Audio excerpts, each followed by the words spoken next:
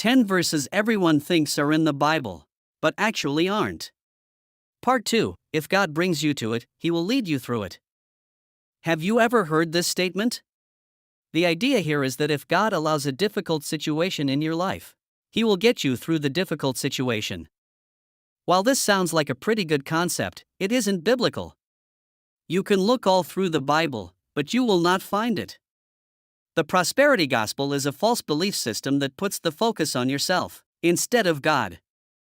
This so-called verse conjures up images of the Israelites passing through the Red Sea, or Joshua leading God's people through the Jordan River. We can see David's shepherd guiding us through that valley of the shadow of death.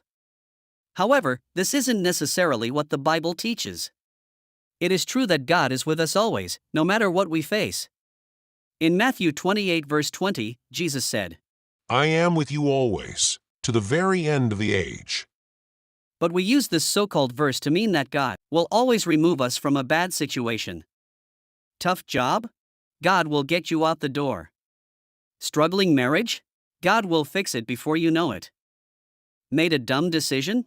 God will take care of it. Could He get you out of that tough spot? Sure. Will He? That's up to Him and His perfect will. With the prophet Daniel, for example, God led the boy off into captivity. But He never brought him through Babylon and back to Israel. Instead, He kept him there through king after king, battle after battle, danger after danger. Daniel grew old and died far from home, never seeing the land he longed for. But God used that time for some amazing displays of His power. So, you may never get through your struggle.